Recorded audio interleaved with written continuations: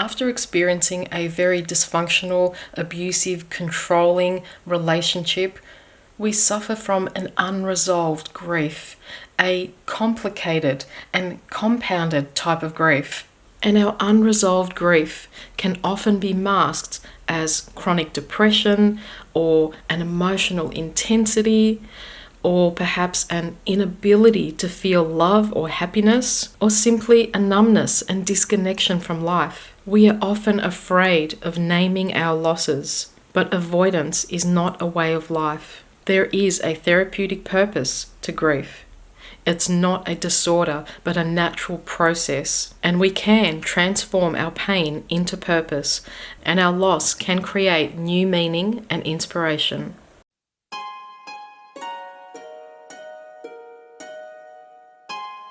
In life, we experience many losses, but with narcissistic abuse, the losses are profound and mostly unbeknownst to us at the time. We often aren't aware, or we resist becoming conscious of all the losses we experienced as a result of enduring a relationship with a narcissist. It's very unpleasant, so we just assume we have moved on, or we remain stuck and can't move on. The grief we experience is complicated, and the losses we incur in narcissistic relationships happen slowly and cumulatively.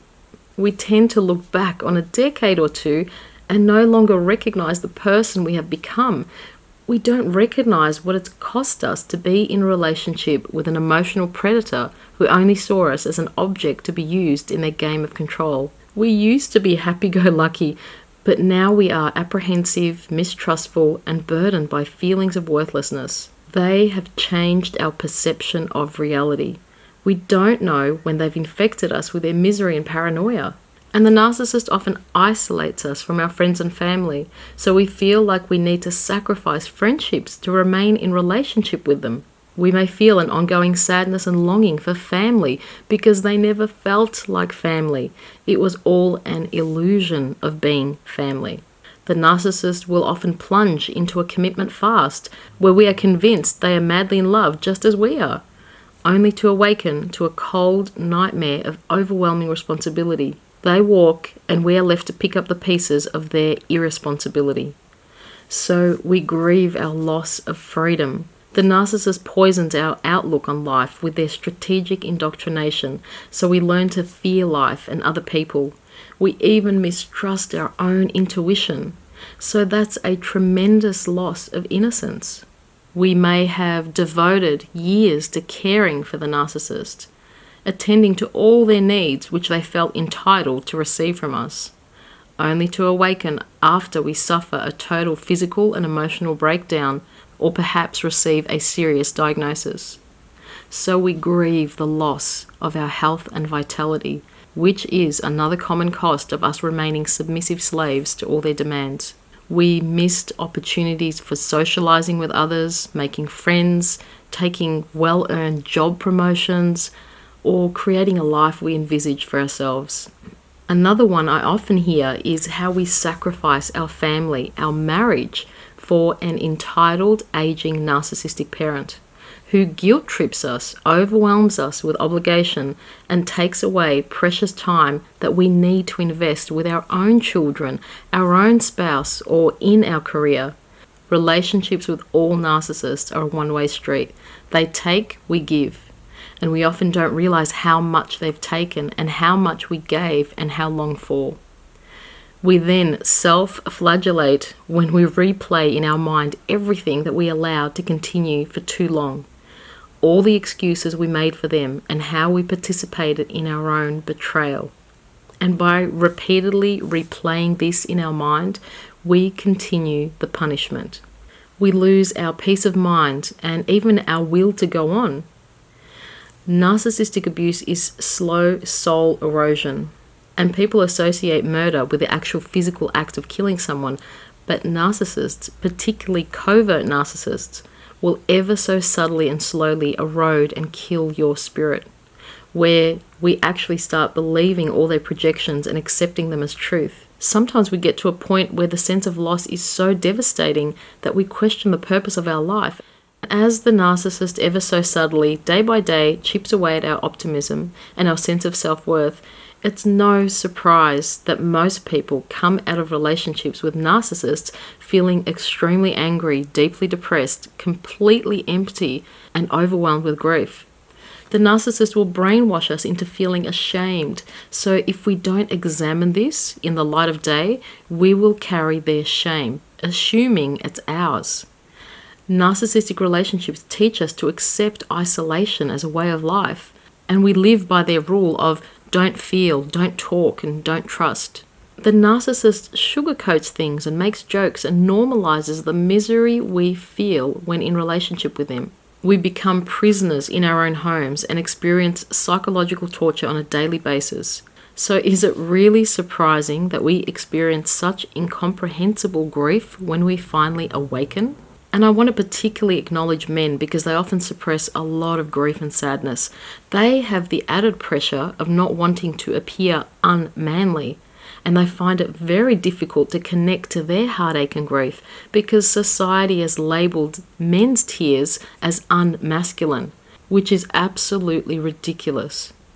Grief is a multifaceted response to loss, and it's unique to all of us. Loss comes in many forms. A person we love may die.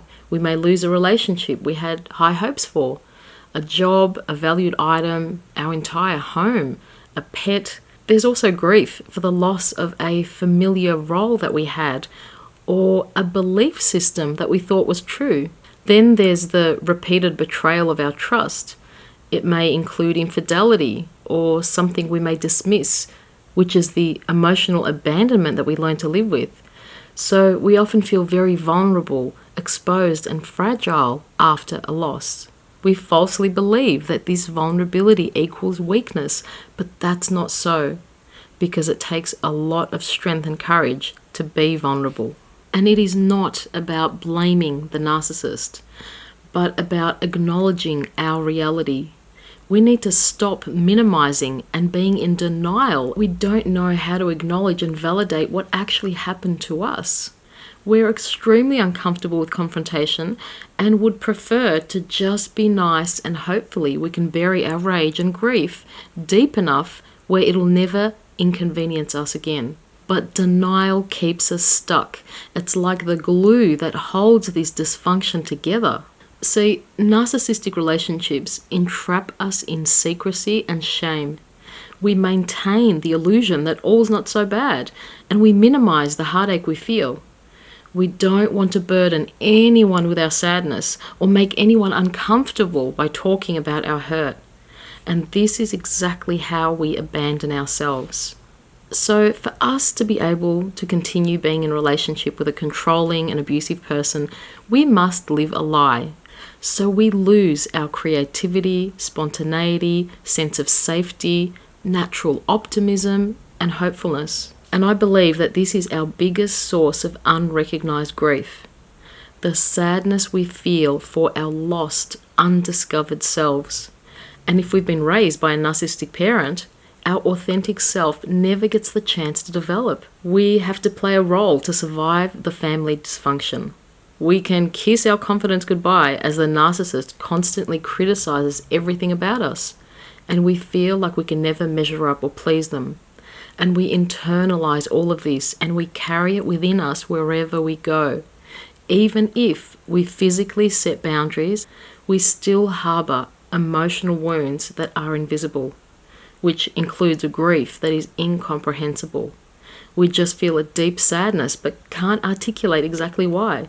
And it isn't until we set some distance that we are able to look back and see the loss of missed opportunities, the dissipation of dreams that we held for ourselves and the relationship. We feel heartbroken and betrayed because we sacrificed so much. We gave up our identity, if we ever had one. We feel sadness remembering how we tolerated their addictions, their pathological lying, and obsessive micromanaging. We lived in hope that one day this person would surely notice us, appreciate us, and love us in return.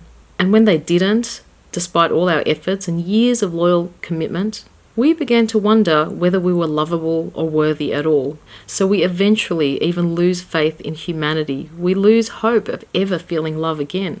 It's really important for us to address our unresolved grief.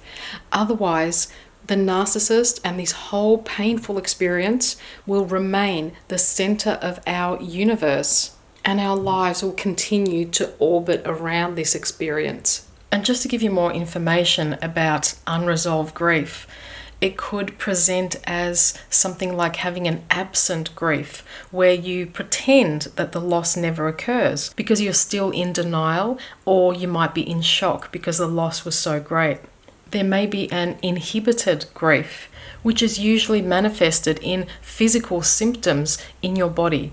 So your body will speak for you. For example, give you symptoms such as tightness in the throat and the chest. You might have heart palpitations. You may become overly sensitive or have a lack of energy and just general fatigue and exhaustion. You may have insomnia or nausea, changes in appetite. And grief, particularly, can lead to many psychosomatic illnesses and health issues such as hormonal and nervous system imbalances. According to TCM, traditional Chinese medicine, the emotion of sadness and grief has the biggest impact on the lungs. So we may repress emotions or not want to be aware of our feelings, but our body remembers and keeps the score. Because grief has such a contracting and shutting down energy, unresolved grief can also have a huge impact. It can really inhibit our body's ability to heal. And another thing that's really interesting is the other feelings that are associated with grief that we are often not aware of, which include a sense of loneliness, abandonment, regret, despair, nostalgia, a disappointment, pessimism, and even apathy.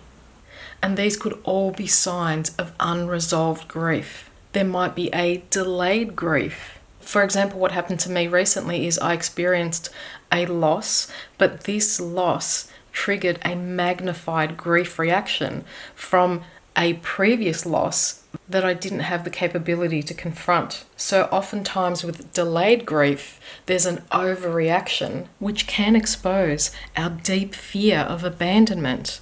And then, of course, there's chronic grief, where the sense of loss just keeps going on, and it's more long-term in nature, and it really affects someone's ability to function in life. Identifying and speaking out about our losses means we are in the process of rectifying the past.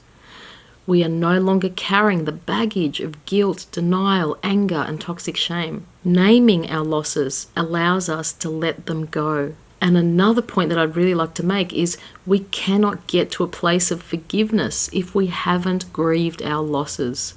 So if you're still feeling stuck or angry, then grieving and mourning your losses may be the missing piece in your healing.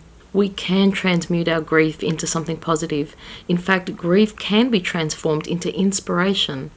But only once we mourn what we've lost, then we are able to redirect our focus to what we've actually gained from this experience. And there are many effective ways in which you can help process your unresolved grief. It may include writing a letter, keeping a journal, seeing a therapist who can personally guide you, or expressing yourself with art or physical movement. So I wanted to bring all of this to your awareness, so it could perhaps give you more clarity if whatever you're experiencing right now could be a manifestation of unresolved grief, because nobody talks about this, or it's covered up with hyperpositivity. But courageously and honestly looking at what we experienced and honoring our emotions can really help us on our healing journey, so we don't get stuck in blame or hatred, or we feel like victims.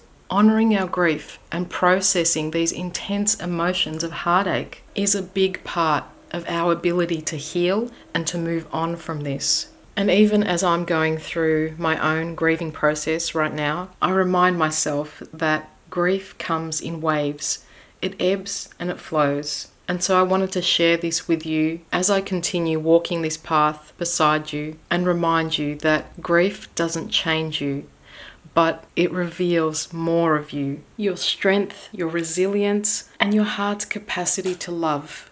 And that our grief is really a call for compassion.